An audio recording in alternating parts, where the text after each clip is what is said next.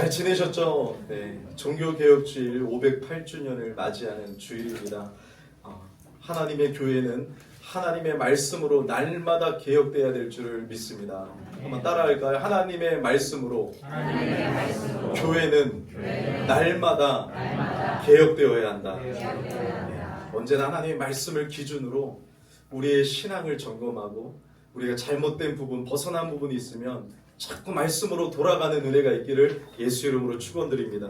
그래서 로마서 강의를 우리가 계속해서 하고 있다는 게 너무 감사하고, 여러분들이 어떻게 보면 조금 지칠 수도 있는데 지금 7월부터 시작된 로마서 강의를 잘 따라오고 우리가 계속해서 복음이 선포되고 하나님의 은혜 아래서 이 말씀을 상고하고 있어서 감사합니다.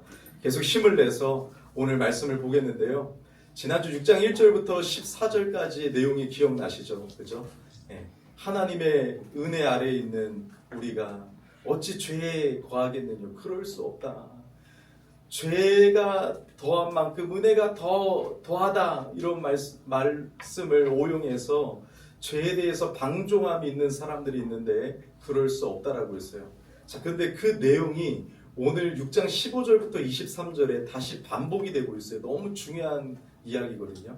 그래서 여러분들 오늘 말씀은 지난주와 거의 비슷할 수도 있겠지만 오늘도 다시 한번 하나님의 말씀을 받아서 진짜 죄에서 승리하는 삶을 살아가기를 예수 이름으로 축원드립니다. 여러분, 이신칭의의 복음을 자꾸 듣다 보면 내가 하는 게 없으니까 불안해요. 왜냐하면 우리는 자꾸 이 세상의 가치관은 법대로 살았거든요. 여러분들 다 보상 심리주의, 보상주의에 빠졌잖아요. 너 이거 해야지 엄마가 밥 줄 거야. 너 이거 해야지 아이폰 사줄 거야. 너 이거 해야지 여행 갈 거야. 다 이렇게 우리가 자라왔기 때문에 자꾸 이신칭이 오직 예수님을 믿음으로 은혜로 구원받는 거에 대해서 우리가 자꾸 듣다 보면 자꾸 불안해요. 내가 그러면은 마음대로 살아도 되는 건가? 나 구원받았으니까 마음대로 살아도 되는 건가? 죄가 더한 곳에 은혜가 더욱 넘쳐나니라고 하니까 그러면 더 큰 죄를 지으면 하나님의 은혜를 더 많이 받는 거 아닌가? 이렇게 여러분 궤변을 할 때가 많습니다. 그런데 답은 뭐였어요, 여러분?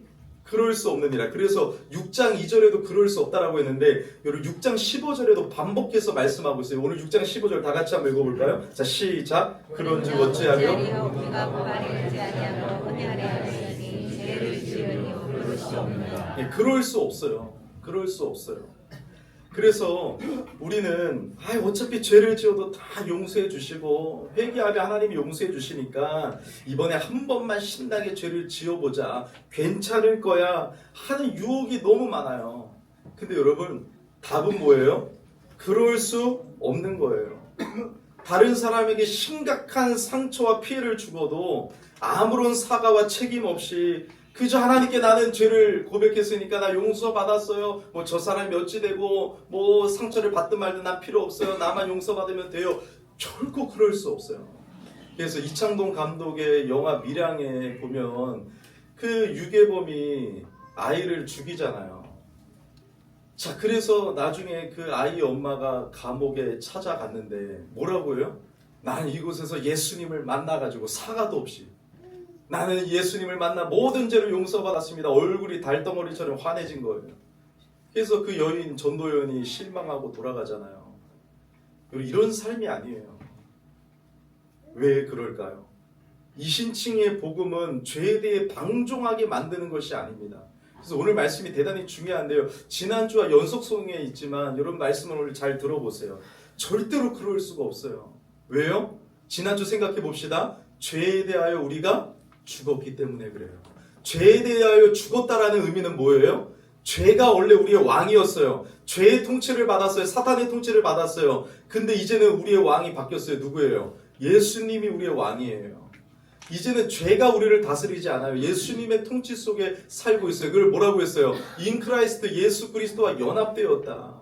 예수님이 내 안에 살아계시고 우리가 예수님 안에 거하고 있습니다. 예수님이 우리 안에 오셔서 우리를 다스리시고 성령님이 우리 안에 계셔서 하시는 것이 뭐예요, 여러분? 우리는 예수님과 연합되었기 때문에 예수님이 십자가에서 죽으실 때 우리의 옛사람도 함께 죽었습니다. 그러므로 우리의 옛사람은 죽었어요, 여러분. 우린 새로운 피조물이 되었어요. 예수님이 십자가에서 부활하실 때, 3일 만에 부활하실 때, 여러분 우리도 예수님과 연합되었기 때문에 우리도 예수님의 부활과 함께 부활해서 새 생명을 얻은 자가 되었습니다. 예수님의 모든 은혜의 은덕을 우리는 다 참여하는 자가 되었어요. 그럼 여러분 예수님이 우리 안에 오셔서, 성령님이 우리 안에 오셔서 하시는 일이 뭐예요? 거룩이에요. 예수님을 닮아가게 하시는 거예요. 성령님은 우리를 계속해서 예수 그리스도를 닮아가게 하시고 거룩하게 우리를 하나님의 자녀로서 하나님을 닮아가게 한단 말이에요. 아이들이 부모님을 닮았잖아요. 성령으로 거듭난 자는 예수 그리스도를 닮아가고 하나님을 닮아갈 수밖에 없어요. 그래서 우리의 주소가 바뀌었고 우리의 신분이 바뀌었고 우리의 삶의 목적이 바뀌었고 우리는 완전히 새로운 피조물이 된 것이에요. 이미와 아직 사이에 있어서 죄된 본성이 아직은 남아있지만 옛날에는 죄가 우리를 다스렸지만 이제는 예수님의 통치 아래 있어요. 예수님이 우리 안에 계세요. 그러므로 우리의 삶의 목적이 바뀌어요. 그래서 오늘 이 찬양을 왜 드렸냐면 여러분들 잘 모르겠지만 여러분 이 찬양의 가사를 보세요. 우리가 하나님을 만나고 성령으로 거듭나면 하나님을 몰랐고 내 마음대로 내가 주인되어 죄를 짓고 불법을 행했던 우리가 주님을 의지하고 주님을 사랑하게 돼요. 주님을 기뻐하는 것이 나의 유일한 소망이 돼요.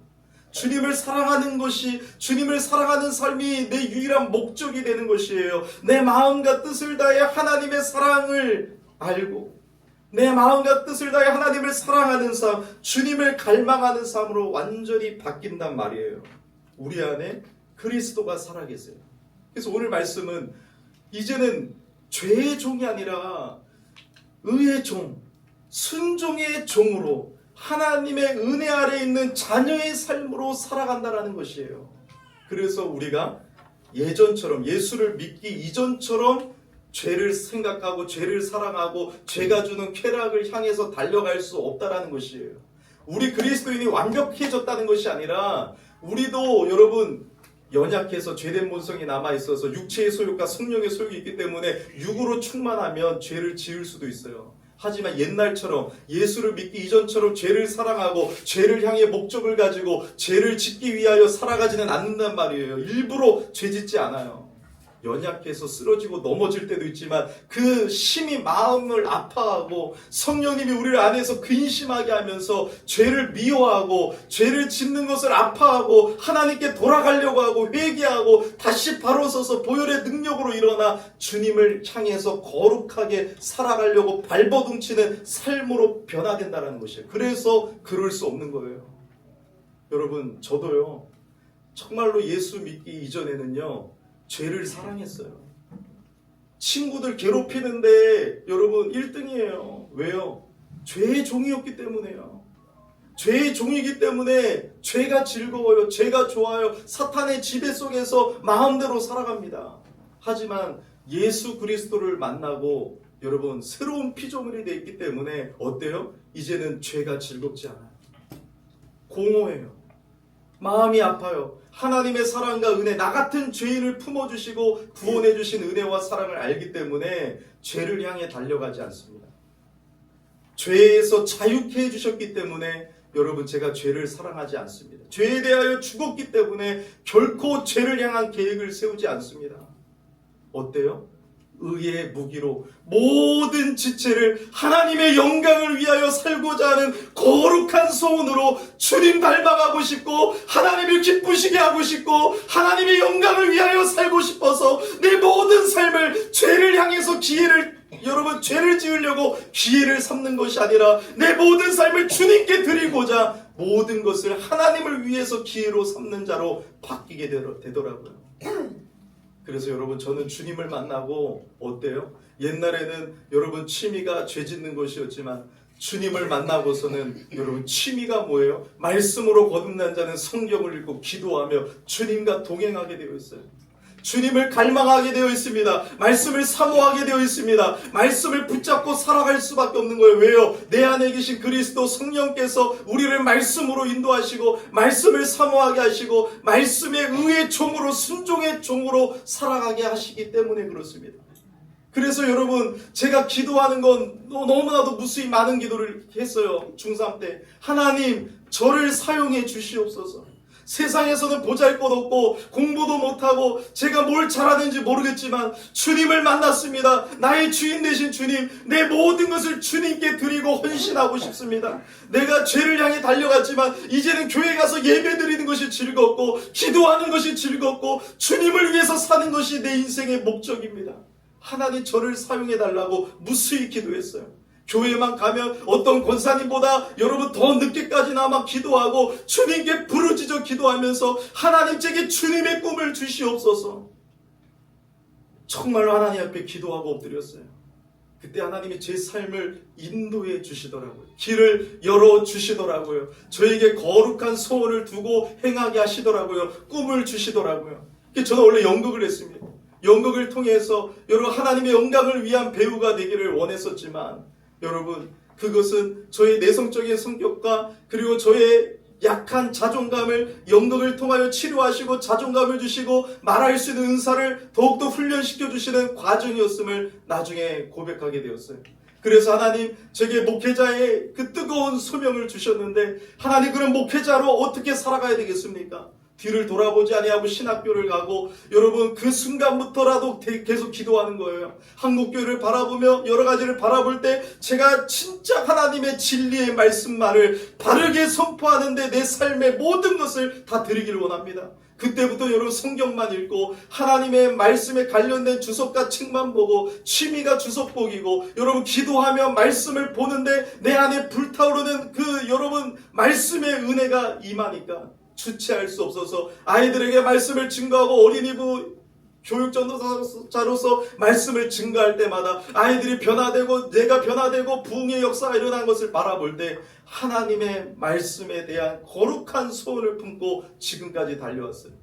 이뿐만 아니라 지금도 기도합니다. 어제도 말씀을 준비해놓고 새벽 2, 3시까지 기도했어요. 하나님, 그냥 이렇게 담임 목회만 하고 안주할 것이 아니라 다음 세대를 바라볼 때 다음 세대들은 주님을 만나고 복음을 들을 기회가 없습니다.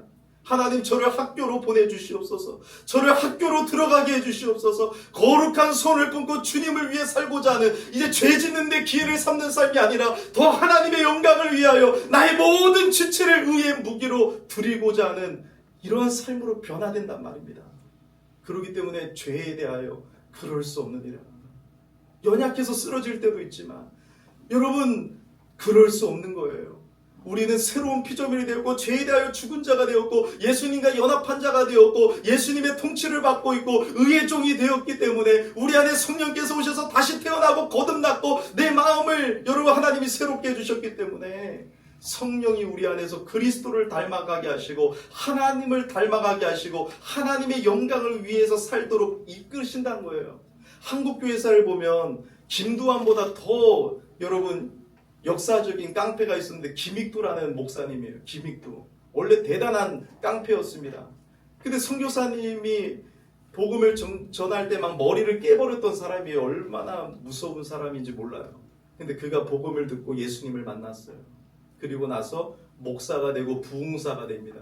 전국을 뛰어다니면서 하나님의 복음을 전해요. 근데 지나가다가 전도할 때 어떤 깡패에게 두들겨 맞았습니다. 그때 김익두가 얼굴을 탁 보여주면서 하는 말이 뭐예요? 내가 예수 믿었는데 당신이 복 받았어. 왜요? 왜요? 딱 보니까 내가 김익두야. 이 사람도 깡패니까 김익두는 다 알거든. 당신이 김익두라고 송장이 돼갖고 얼어버린 거예요. 차렷 자세를 딱 하고 있는 거예요. 괜찮아요, 괜찮아요. 내가 예수 믿어 당신이 복 받았어. 오늘 부흥회 가는데 좀 같이 갑시다. 그러니까 여러분 따라가는 거죠. 그 앞자리에서 얼마나 하나님이 역사하시고 은혜 받았는지 그 사람은 결국 장로님이 되어서 김익두와 함께 복음을 증거하고 다닙니다.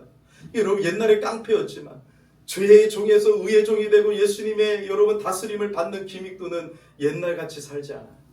죄의 습관을 끊어버리고 하나님의 의의 종으로서 나는 하나님의 도구다. 나는 하나님의 영광을 위하여 존재한다. 나는 하나님의 자녀다. 하나님의 은혜 아래에 있는 자녀다. 선포하며 믿음으로 새롭게 살아가게 된단 말이에요.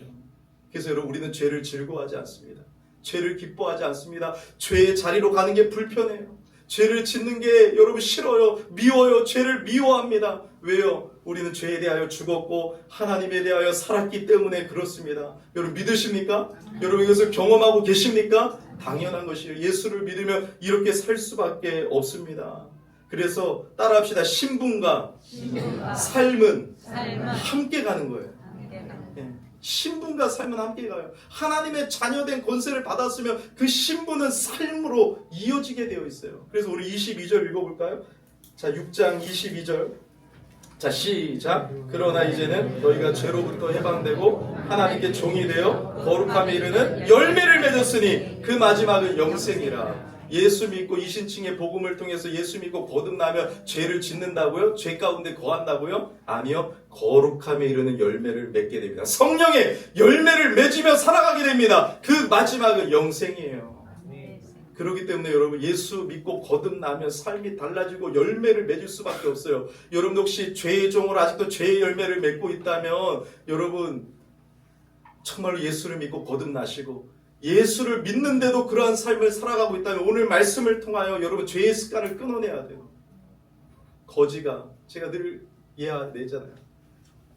왕의 은혜를 받아갖고 왕자가 됐어요. 신문지도 없고 손으로 밥 먹는 이 거지 습관이 남아있단 말이에요.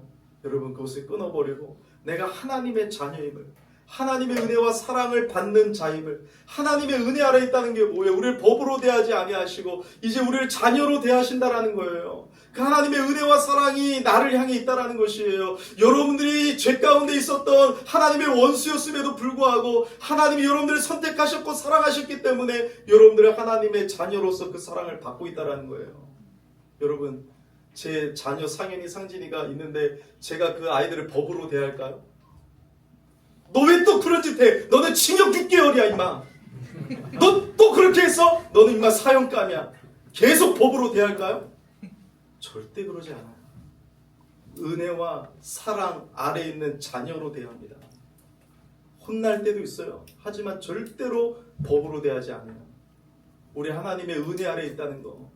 하나님이 우리를 이제 법으로 대하지 아니하시고 하나님의 은혜와 사랑받는 자녀로 살아갈 수 있게 해주셨다는 거. 내가 하나님의 자녀고 하나님이 우리 아빠라는 거. 하나님은 천지를 창조하시고 모든 것을 만드시고 지금도 세상을 다스리신 하나님이신데 그 하나님의 자녀가 되었다는 거. 그 사랑 안에 거한다는 거. 그 사랑을 받는 대상이 되었다는 거. 우리를 새롭게 해주셨다는 거. 그 사랑에 젖으면요 여러분 우리가 어떻게 주님을 더 사랑할까?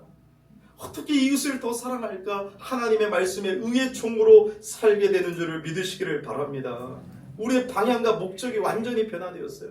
그래서 우리는 하나님의 종으로서 열심을 내는 삶을 살아야 돼요. 어떻게 죄와 싸우고 소극적으로 죄를 안 질까가 아니라 이제는 여러분 죄가 미운 거라니까요. 죄와 싸우고 승리할 뿐만 아니라 내 모든 삶을 주님께 드리면서 내 모든 삶을 주님께 드리면서 하나님의 영광을 위하여 기쁨으로 감사함으로 나아가는 삶이 돼요. 계속해서 야동보고 계속해서 뭐하고 죄 가운데 쓰러지는 것이 아니라 이제는 여러분 내 모든 지체를 하나님 앞에 드리며 이제는 시간을 잘 사용하고 내 물질을 잘 사용하고 하나님을 위해서 사는 존재로 살아가게 된단 말이에요.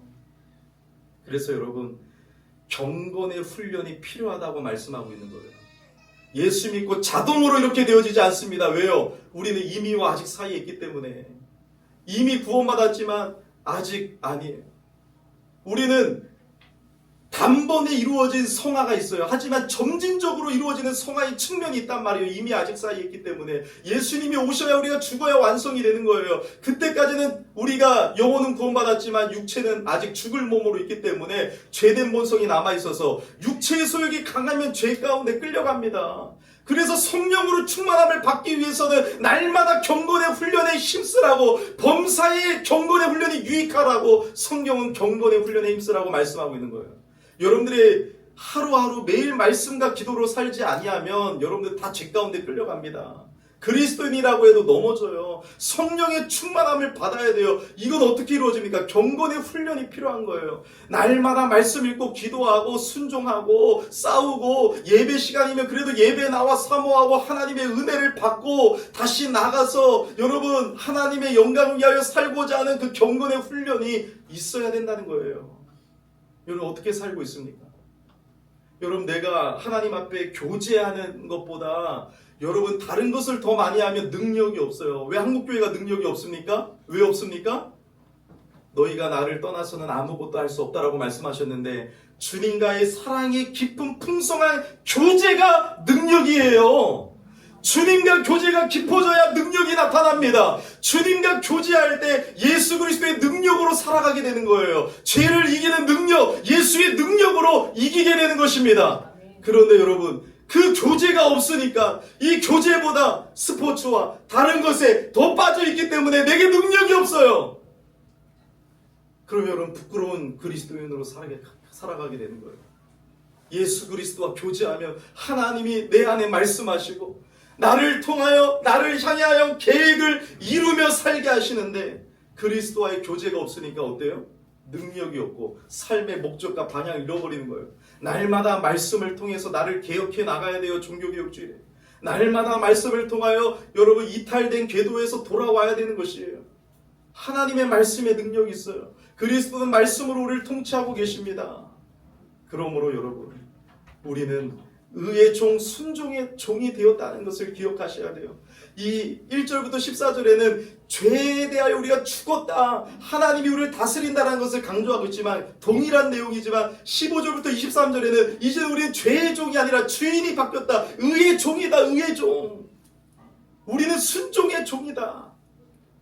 반복하지만 약간 다른 관점으로 똑같은 걸 얘기하고 있는 거예요.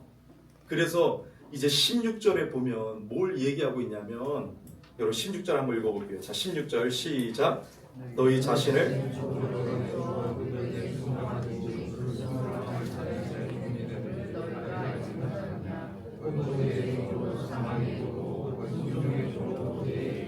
아멘. 우리의 행동이 우리의 주인이 누구인지를 나타낸다라고 말하는 거예요. 여러분들이 계속해서 죄를 짓고 죄를 즐거워하고 죄를 사랑하면 여러분들의 주인이 누구예요? 죄예요. 근데 여러분들이 반대로 죄와 싸우고 선을 행한다면 우리의 주인이 하나님이심을 나타내는 거예요. 그래서 그리스도인의 삶의 모습을 보면 예수님이 뭐라고 말씀하셨어요? 열매로 너희를 안다. 열매로 아는 거예요. 여러분들 삶의 열매를 볼 때 목회자가 안타까워서 부르짖고 기도하는 거예요. 정말 그리스도인인가? 정말 하나님의 사람인가? 하나님의 사람에게 특징이 있는데, 성령으로 변화된 특징이 있는데 열매가 있는가? 완벽한 거 아니에요. 점진적으로 그리스도를 닮아가고 성령의 열매를 맺는 거룩함에 이르는 것인데 이게 있는가? 그래서 갈라디아서 5장 13절에는 형제들아 너희가 자유를 위하여 부르심을 입었으나 그러나 그 자유로 육체의 기회를 삼지 말고 오직 사랑으로 서로 종노릇하라. 베드로전서 2장 16절에 너희는 자유가 있으나 그 자유로 악을 가리는 데 쓰지 말고 오직 하나님의 종과 같이 하라. 순종의 종, 의의 종으로 우리는 자유가 있는데 그 자유가 여러분 독립되고 무제한의 자유가 아니에요. 우리 하나님 안에서 내 마음대로 살고 하나님을 떠난 것이 자유가 아닙니다. 물고기가 물에 있어야 돼요. 물고기가 물이 답답하다고 떠나면 죽는 거예요. 비참해지는 거예요. 둘째 아들이 아버지를 떠나는 것 자체가 비극이에요. 우리는 자꾸 교회를 떠나려고 하고 예배를 떠나려고 하고 내 마음대로 살게 해달라고 무슨 큐티냐고 하지만 그게 자유가 아니에요. 자유는 진리가 너희를 자유케 하리라. 하나님의 말씀 안에 거하는 것이 참 자유예요. 믿는 분이 한 분도 없네요. 우리 교회. 여러분 영적인 상태에 문제가 있다라는 것을 아셔야 됩니다. 하나님의 말씀에 아멘 하지 못하고 예배 시간이 죽어 있으면 여러분들 지금 정말로 여러분 내 상태를 점검해 봐야 돼요. 뭐 자신이 없어서 내가 막 다른 사람이 보이려고 아멘 안 하는 사람도 있겠지만요. 여러분 하나님의 말씀이에요. 하나님의 말씀. 예배가 살아나야 됩니다. 말씀 앞에 반응해야 됩니다. 그러니까 이러면 여러분 힘 빠지는 거예요. 목회자가. 엘리야가 왜 힘 빠져요? 하나님이 예비해 주신 몇 명이에요? 몇 명이 있다고 했어요? 성경 읽으세요? 몇 명이 있어요? 네? 안 보이고 나를 따르는 자가 없고 반응이 없고 하나님의 말씀을 외쳐도 반응이 없을 때 주의 종들은 힘이 빠져요. 과연 하나님의 사람들인가? 목회에 여러분 정말로 말씀이 선포될 때 막 부흥회는 막 또 이제 난리가 나요. 막 아멘, 아멘, 막 그런 거 바라볼 때 목회자 힘 빠져요. 힘 빠져요.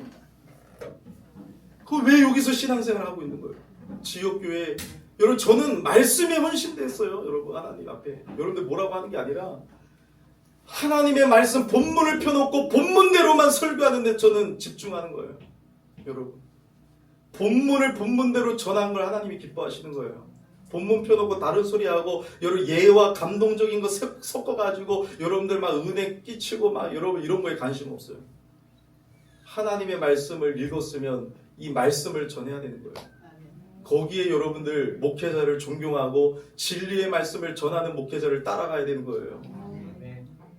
정말입니다 여러분. 제가 제일 잘났다는 거 아니에요. 하나님 앞에 살아있는 목회자로 하나님께 헌신한 자로 말씀에 헌신한 자로 살고자 하는 거예요. 여러분 그렇다면 여러분 정말 하나님 앞에 말씀 앞에 우리가 서서 오늘 말씀 앞에 아멘으로 우리가 하나님 앞에 정말 우리의 삶을 드리기를 원해요. 이 시간만 아멘하는 것이 아니라 우리의 삶이 변화되었으면 좋겠어요. 그래도 감사한 게 지난주 말씀을 듣고 어떤 분은 매일 저녁 와서 기도해요.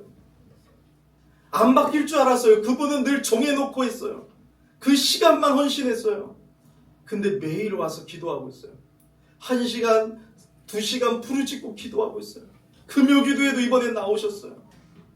여러분 우리의 삶에 하나님 앞에 순종의 종으로 순종의 제사로 순종으로 나아가야 될 줄 믿습니다. 어린 목회자가 교만하게 짜유 싸가지 없게 이게 아니에요. 저를 통해서 선포되는 하나님의 말씀에 아멘으로 순종하여 순종할 때 여러분들이 복을 받는 줄 믿으시기를 바랍니다. 아멘. 영생이 뭡니까? 곧 유일하신 참 하나님과 그가 보내신 자 예수 그리스도를 아는 것이에요. 영생은 영원한 생명의 의미도 있지만 영원한 저 하나님의 나라에서 영원토록 사는 것도 의미하지만 가장 중요한 게 뭐예요? 예수 그리스도를 아는 것과 그 하나님과 교제하는 것이에요. 예수 그리스도 안에 있는 우리의 삶이 안 바뀐다고요? 여러분 트럭에 부딪혀도 사람이 바뀌는데 그 크신 예수님이 내 안에 계시는데 내가 안 바뀌었다고요? 교만한 죽을 죄인입니다. 예수님께 부딪히는 사람은 하나님의 능력의 말씀에 부딪히는 사람은 성경을 봐도 교회사를 봐도 다 무릎 꿇었어요. 주님 앞에 무릎 꿇으셔야 됩니다. 우리의 신분이 변화되었으므로 우리는 그 신분에 합당한 삶을 살기 위하여 노력하면서 걸어가게 되어 있어요. 그래서 거룩한 열매를 맺는 건 자동이 아니라 우리가 싸우며 경건의 훈련을 하며 순종하며 나아가게 되는 것이에요. 매일 기도에 힘써야 돼요. 성경을 매일 읽어야 돼요. 힘이 들어도 우리에겐 경건의 훈련이 필요한 것입니다. 물론 이렇게 할 때도 우리가 부족하여 넘어지고 쓰러질 때도 있지만 그때마다 은혜 아래 있는 자녀들에게는 여러분 죄사함의 은혜가 있고 회개하고 여러분 죄를 가볍게 여기고 내 책임을 안 진다라는 것이 아니라 하나님 앞에 피통한 마음으로 사람에게 죄를 지었다면 그 사람에게 찾아가 사과하고 하나님께 회개하며 여러분 다시 일어서는 자들을 하나님은 다시 일어나게 하시고 꾸준히 성화의 삶 속에서 하나님의 의를 이루고자 나아가게 하시는 거예요. 근데 이걸 어떻게 나아가게 하신다고요? 기쁨과 감사함으로 자발적으로 헌신하는 자로 만들어 가신다는 거예요. 여러분 하나님이요 법대로 대했다면요 가장 쉬워요. 너 오늘 주일 안 나왔지? 그러면 벼락 치면 돼요. 너 오늘 골프장 가지? 그 골프장에 지진 일어나면 돼요. 너 오늘 뭐 헌금 단위로 부흥회도 안 나왔지? 그러면 자녀에게 문제가 일어나면 즉각적으로 반응하고 즉각적으로 예배 드립니다. 근데 여러분 그것은 하나님이 우리를 로봇처럼 대하는 거예요. 하나님은 인격적인 하나님은 우리를 절대로 그렇게 대하지 않으십니다. 우리가 하나님의 은혜와 사랑을 알고 그 사랑에 여러분 감동되어 변화되어 자발적으로 하나님을 사랑하고 하나님을 섬기는 자로 하나님이 이끌어 가신다는 거예요. 얼마나 여러분 감사합니까? 그래서 여러분 하나님이 여러분들을 사랑하시고 하나님이 여러분들을 자발적으로 기쁨과 감사함으로 믿음으로 걸어가게 하실 것입니다. 그렇기 때문에 그 주님께 소망을 둬야 되는 것이에요. 그 그 주님 앞에 여러분 우리의 삶을 드리기를 예수 이름으로 축복합니다. 감사의 삶이에요. 신앙생활은 감사예요. 예배도 감사하고 헌금도 감사하고 모든 봉사도 감사입니다. 감사가 사라지는 순간 거래관계예요. 감사가 사라지는 순간 법 아래 있는 거예요. 우리는 하나님 아버지를 은혜 아래에서 사랑하는 거예요. 사랑하는 거. 주님과 사랑의 관계예요. 내가 예수님의 아들이라니까요. 내가 하나님의 자녀라니까요. 내가 하나님의 가족이라니까요. 얼마나 감사해요. 그래서 에베소서는 우리가 구원받은 걸 하나님의 가족이다, 하나님의 권속이다, 이걸 말하고 있는 거예요. 나 같은 죄인이 하나님의 가족이 되었다. 얼마나 감사해요. 나를 자녀로 대하시는 그 하나님의 사랑. 나는 하나님의 가족이다. 나 같은 죄인이 죄의 노예였는데 나는 하나님의 가족이다. 너희가 하나님의 권속이다. 그래서 오늘 우리가 가을 소풍을 하면서 하나님의 가족들이 서로 사랑하고 서로 섬겨야 되는 날인 줄을 믿으시기를 바랍니다. 우리는 하나님의 도구예요. 저는 하나님의 도구로만 살다가 가면 좋겠어요. 평생을 녹슬어 없어지는 하나님의 도구가 되게 해주세요. 그래서 저는 지금 기도하고 있어요. 하나님, 배울 수 있는 길을 더 열어주세요. 등록금을 채워주세요. 공부할 수 있는 길을 열어주세요. 제가 지금 교육대학원을 준비하고 있어요. 교육대학원에 가서 교직 과정을 해갖고 교사 자격증을 딸 거예요. 그것을 가지고 학교로 들어갈 거예요. 담임 목회를 그만둔다는 게 아니에요. 담임 목회하면서 그 일을 감당할 거예요. 밤낮 공부할 거예요. 밤낮 목회할 거예요, 여러분. 하나님이 제게 마음을 주셨기 때문에 불타오르는 거예요.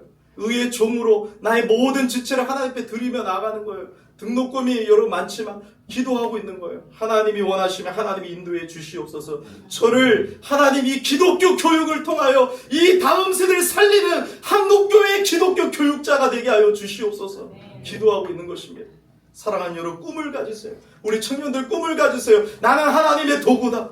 나는 하나님의 도구다. 여러분, 나이 드신 여러분들 하나님의 도구가 되어 꿈을 가지세요. 노후를 걱정하지 마세요, 여러분. 내일 일은 하나님이 책임져 주십니다. 믿으십니까? 이게 믿음이에요. 우리의 염려, 불신앙입니다. 내 노후까지도 주님의 일을 할 때 주님이 책임져 주실 것입니다. 내일 일은 내일 염려. 내일이 우리를 주관하고 있어요. 하나님이 우리를 주관하는 겁니다. 그래서 일용할 양식을 구하라고 했지 미래의 양식까지도 구하지 않으셨어요. 주기도문에 일용할 양식. 매일 하나님의 은혜로 사는 것인 줄 믿으시기를 바랍니다. 여러분들의 노후가 매일 하나님의 은혜로 살게 될 것입니다. 여러분들의 인생이 오직 하나님의 은혜로 먹고 살 것이에요. 절대로 걱정하지 마세요. 믿으세요, 여러분. 하나님을 믿으셔야 돼요. 나를 믿으니, 하나님을 믿으니 또 나를 믿으라. 두려워하지 마시기를 바랍니다. 오늘 이 종교개혁주일에 이 말씀과 연관되어서 여러분 튤립은 장로교회 5대 교리의 영어를 머리글만 딴 거예요. 그래서 이런 건 다 필요 없어요. 한글로 알아야 돼요. 우리 장로교회 5대 교리는 성경에서 나온 교리인데 이것만 알아도 흔들리지 않을 거예요. 첫 번째 따라합시다. 전적 부패.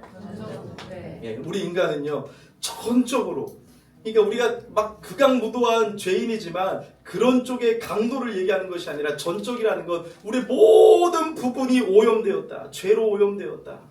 우리 모든 부분이 전적으로 부패하고 무능하여 스스로 구원받을 수 없다라는 것을 말하고 있는 거예요. 로마서 3장 10절에 의인은 없나니 하나도 없다.